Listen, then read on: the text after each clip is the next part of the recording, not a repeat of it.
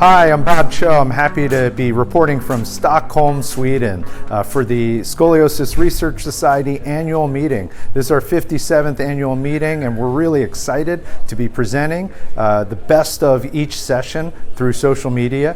Please be on the lookout for social media postings throughout the week, and there'll be little snippets that you can learn something from each of the sessions. It's also a great opportunity if you have any questions and you're watching from home, please tweet or comment on any of the posts, and then we'll get to them. Thanks for everything, and look forward to seeing you throughout the week. Hi, this is Dr. Bob Chong. I'm with Dr. Josh Pays from Shriners Philadelphia. We both just moderated a great session on tweeners. Josh, what's your biggest takeaways from this tweener session? I think the one thing we all could agree upon in this session was delaying whenever possible to a single stage fusion, but certainly it is on a case-by-case basis according to diagnosis. Yeah, and I think there are only a certain number of diagnoses that I think you really want to push for the magic rod or a growth-friendly option, and maybe kyphosis, or if you're really trying to expand lung volumes, but there has to be the expectation that you're more likely to have revisions and go to the operating room. Great. Thank you. So we're joined here today with Dr. Jen Bauer from Seattle Children's Hospital. She ran a lunchtime symposium on cervical spine deformity in kids. Tell us what's going on. Actually, the great part about this was we included adults as well. And so we were able to kind of see the comparisons and the differences between pediatric and adult cervical differences. And I think one of the most important parts about it is, much like early onset scoliosis, where every single patient is a different diagnosis and you really have to think about them individually, same thing with cervical problems. And so there's some similarities across peds and across adults, but sometimes it's very different. And the main thing that you want to worry about is, what is their function? Are they getting myelopathic? You really need to do a good exam.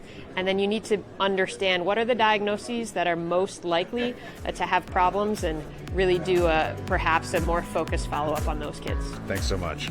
We're here with Dr. Carman Genova. She was the moderator for our lunchtime symposium on sagittal plane deformity and balance. So Dr. Carman, Dr. Genova, what are the takeaways from this session? Well, the meaning of this session was to discuss about balance as being the way the patient is coping with his standing position, but we wanted to highlight the need of adaptations of the patient, especially in motion, and we wanted to show the difference between balance and alignment. Alignment is something absolutely necessary in the normals, and when we are fusing, we try to realign patients.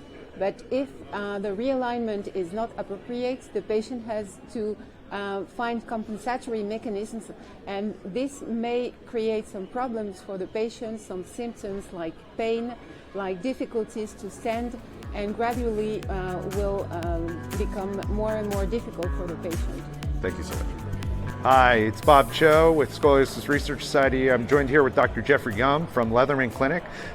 So you were the moderator for our morning session today. Tell us some of the major points that the audience should take away. Yeah, so it was a quality, safety, value, great session, great interaction. The three biggest points I think are, we talked about TXA complications and a couple great studies showing that high dose is better. We talked about some studies on supplemental rods and benefits of those.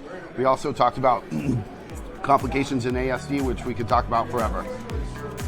Perfect. Thanks so much. All right.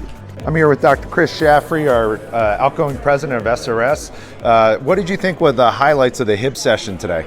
No, I thought it was, as was mentioned by Dr. Akbarnia, perhaps one of the best sessions that we have ever had. So the level of science, both the basic science and the clinical science, I thought were really absolutely exceptional. I think that, for my highlight, which I found was absolutely fascinating, was the wonderful paper about using xenon MRI technology to assess pulmonary dysfunction in a mouse model. To me, the way that the interest in being able to go and really able to quantitate the loss of function was really superb, and I thought the science behind it was excellent. Thanks, Chris. So we're here with Dr. Serena Hu, our incoming SRS president. So Serena, what did you think the highlights of our hip session were today? So I would have to echo the comments that have been made during the hip session, that this had to be one of the best HIB sessions I've ever been at. The best papers, just really great engagement by the audience. It was really hard for me to decide what the best paper was because there are so many good ones.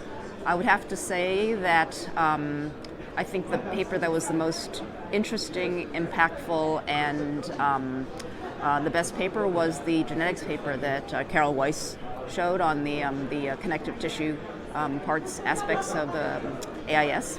And then I actually thought Michelle Wellborn's paper on the other factor for identifying rapid growth and progression. But that's actually a basic science paper also, but I thought it was the best clinical and translational paper. Thanks, Serena. Lots of impactful papers. The Scoliosis Research Society is a nonprofit professional organization made up of physicians and allied health personnel. Their primary focus is on providing continuing medical education for healthcare professionals and on funding and supporting research in spinal deformities. Please visit srs.org for further information.